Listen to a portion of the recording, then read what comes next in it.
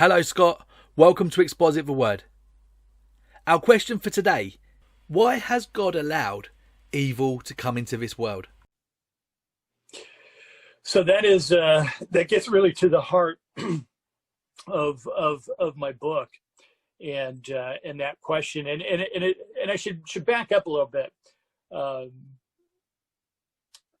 My book is not so much addressing the problem of suffering on the personal level and how do we handle suffering that may be the result of evil in the world. There's certainly a place for that kind of book, and there's many excellent books that already deal with that question in terms of bringing a kind of spiritual salve to the souls of those who suffer. That's not the kind of book that I've written. I'm trying to ask the broader question of why do we have evil in the world in the first place? And I seek to answer that question. And it is probably the most significant question, or the most significant criticism of the Bible, of Christianity in general, that has ever been leveled against the Christian faith. And so it is probably the most important question that those who seek to defend the claims of the Bible and of God's purpose in the world have to face this question. Every Christian really has to face it in one way or another at some point. Yeah. And so I really begin addressing that question by asking some very big picture questions. And I ask the question, why did God create the world in the first place? And if we understand who God is, we understand that God has no need to create anything. God is completely self-satisfied in his own Trinitarian being, and therefore has no need for anything outside of himself. He is fully satisfied in his own Trinitarian being. Therefore has no need to create the world, the universe, human beings, angels, anything. So the only reason why he would do that is because he freely chose to out of his own freedom. But the question remains, why would he do that? Why would he create?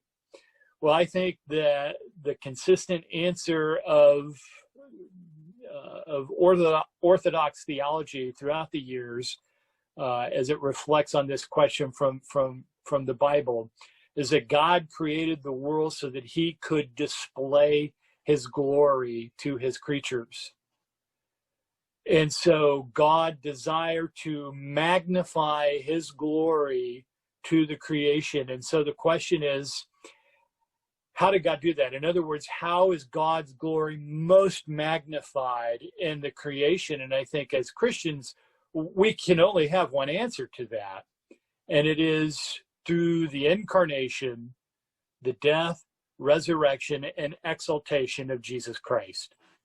Christ magnifies the glory of the Father in a supreme way that no other way conceivable could. In other words, we cannot conceive of a greater way that God's glory could be manifested to his creatures than through the incarnation, the death, the resurrection, and exaltation of Christ. And I try to unpack what all that means in the book.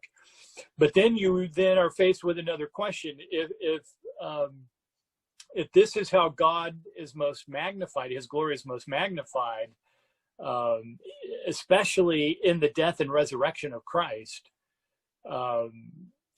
what that means is that God purposed to magnify his glory through a work of redemption, through the work of redemption. And if God's glory is most magnified in the work of redemption, then it presupposes that something needs redeemed, that the creation needs redeemed, that creatures need redeemed. And if creatures need redeemed, that means that they had to have fallen from a previous state whereby redemption was not necessary. And so my argument is very simple. The reason why there is evil in the world is because it created conditions for which God could magnify his glory in a supreme manner. And God is most supremely glorified in the death and resurrection of Christ and everything that attends that, which implies the incarnation and his exaltation and eternal kingdom that will go on forever and ever and ever. And that all of that presupposes that there had to be a crisis in which Jesus, as the great protagonist of history, the great hero of history, came to solve.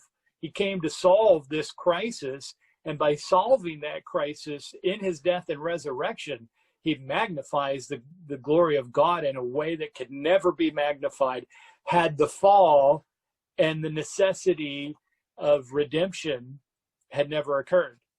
So in other words, you can imagine the storyline of history would be Adam and Eve placed in the garden, and they never sinned.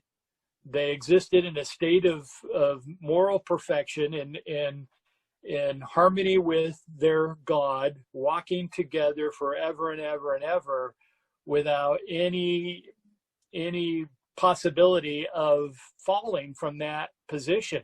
God could have created the world in such a way.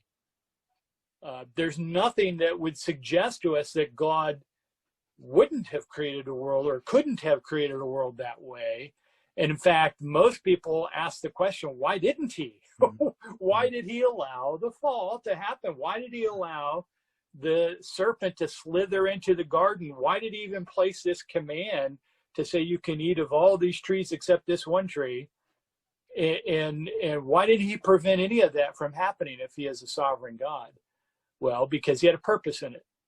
He had a purpose in seeing the world come to this place of crisis, of humanity falling into this curse, of the creation itself being cursed, in order that he might magnify his glory by sending Christ and to redeem this world and redeem a people for himself, so that his glory would be magnified in a supreme way. And there's no other way, I believe, that God could supremely magnify his glory except in that scenario. And so that's the short and dirty answer to the question, why is there evil? It's all about Christ. It's all about the work of redemption that he came to achieve. Yeah.